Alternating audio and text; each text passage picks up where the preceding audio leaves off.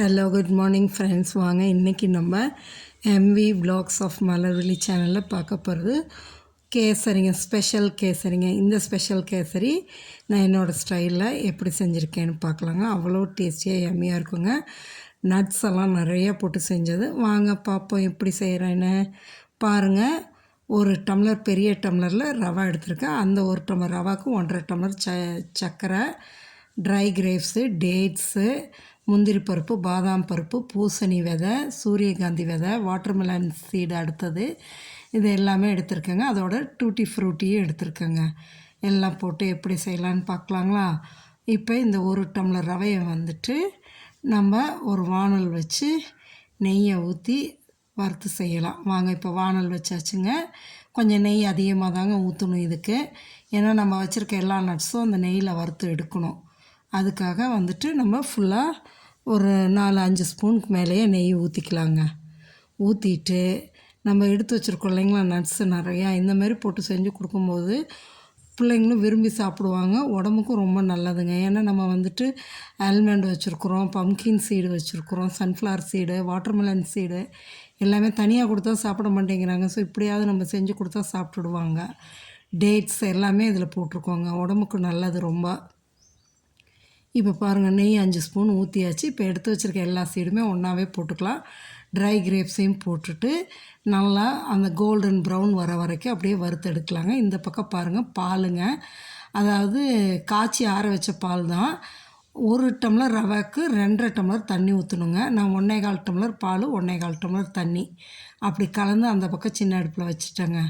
அது அப்படியே இதாகட்டும்ன்ட்டு. ஏன்னா நம்ம இங்கே எல்லாம் வறுத்து முடிக்கவும், ரவை வறுத்து எல்லாம் எடுக்கவும் கரெக்டாக அது கொதிக்கவும் சரியாக இருக்கும். எடுத்து ஊற்றி கிளறிக்கலாம். அதுக்காக தான். என்றைக்கு நம்ம சுடு தண்ணி ஊற்றி செய்கிறப்போ அதோடய டேஸ்ட் நல்லாயிருக்கும். இது நல்லா கோல்டன் ப்ரௌன் வர்ற வரைக்கும் அப்படியே பொறுமையாக வறுத்துடுங்க. இந்த கிரேப்ஸ் எல்லாம் நல்லா ப்ளஃபியாக உப்பி வருங்க. அப்போ நம்ம இதை வந்து வேற ஒரு தட்டில் ட்ரான்ஸ்ஃபர் பண்ணிடலாங்க. எடுத்து வச்சுட்டு அதே நெய்யில் வந்துட்டு நம்ம போட்டு ரவா, நான் வந்து பெரிய டம்ளரில் எடுத்துருக்கேங்க. அந்த ஒரு டம்ளர் ரவா வந்து 400 கிராம் வரும், சரிங்களா? அந்த அளவுக்கு நான் எடுத்திருக்கேன். அதுக்கு வந்துட்டு 400 கிராம் சர்க்கரை போட்டால் நல்லாயிருக்கும். நான் 300 கிராம் தான் போடுறேன். பாருங்கள், இப்போ எல்லாத்தையும் எடுத்துகிட்டு அதே நெய்யில் நம்ம எடுத்து வச்சுருக்க ரவா போட்டு பொறுமையாக வறுத்துடுங்க. மீடியம் ஃப்ளேம்லேயே வச்சு வறுத்துடுங்க. அப்போ தான் கருகாது, நம்மளுக்கு நல்லா வறுபட்டு வரும். நல்லா பொறுமையாக இந்த அளவுக்கு ரவா வறுபட்டு வர அளவுக்கு பொறுமையாக வறுக்கணுங்க. வறுத்துட்டு நம்ம அந்த சைடில் வச்சுருக்கோம் இல்லைங்களா, பாலும் தண்ணியும் ஒன்றா சேர்த்து அதை எடுத்து அப்படியே ஊற்றிக்கலாங்க. இதில் நல்லா கொதிக்கிற ஸ்டேஜ் வர்றப்ப எடுத்து இதில் ஊற்றிக்கலாம். ரவையும் நல்லா வறுபட்டுருச்சு நெய்யில். இப்போ இதை எடுத்து அப்படியே அதில் ஊற்றிடலாங்க. ஊற்றிட்டு அப்படியே சிம்லேயே வச்சு கிளறுங்க. சீக்கிரம் கெட்டிப்பட்டுரும். அதனால் சிம்லேயே வச்சு கிளறினீங்கன்னா தான் ரவை நல்லா வெந்து வரும். இந்த பால்லையும் தண்ணியிலையும் சேர்ந்து நல்லா வெந்து வரும். அதனால் பொறுமையாக கிளறுங்க. இப்படி கிளறும் போது உங்களுக்கு கட்டிப்படவும் செய்யாது, கட்டி தட்டாது. அப்படியே நல்லா ஸ்மூத்தாக நல்லா சாஃப்டான இதாக இருக்குங்க. ரொம்ப மெத்துன்னு சாப்பிட்றதுக்கு அவ்வளோ நல்லாயிருக்கும் இந்தமாரி பால் ஊற்றி செய்யும்போது. இதே வந்துட்டு நீங்கள் இந்த ஸ்டேஜில் கலர் வேணுன்னா போட்டுக்கலாங்க. நான் கலர் போடலை. இதுக்கு வந்து 1க்கு 1.5 பங்கு தான் சர்க்கரை நான் போட்டிருக்கேங்க. 1 டம்ளருக்கு 1.5 டம்ளரு.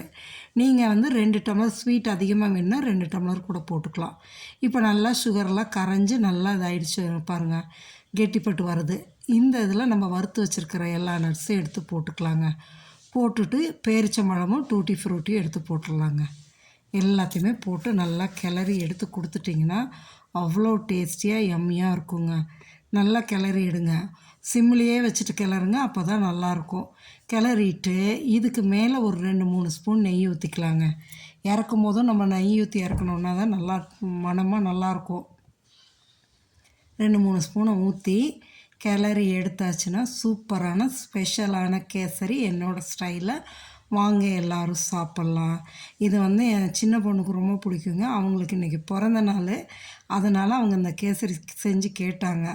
அதுக்காக தான் செஞ்சேங்க. சரி, நம்ம ஃப்ரெண்ட்ஸ் கூட அப்படியே இதையே ஷேர் பண்ணுவோமேனு நான் வீடியோ ஷேர் பண்ணியிருக்கேங்க. பார்த்துட்டு எப்படி இருக்குன்னு மறக்காமல் சொல்லுங்கள். நம்ம சேனலை சப்ஸ்கிரைப் பண்ணாதவங்க சப்ஸ்கிரைப் பண்ணுங்கள், லைக் பண்ணுங்கள், உங்கள் ஃப்ரெண்ட்ஸ் அண்ட் ரிலேட்டிவ்ஸ்க்கு ஷேர் பண்ணி விடுங்க. வாங்க எல்லோரும் இந்த கேசரி சாப்பிட்லாம், ஹெல்த்தியான இந்த ஸ்பெஷல் கேசரியை. ஓகே ஃப்ரெண்ட்ஸ், தேங்க்ஸ் ஃபார் வாட்சிங்.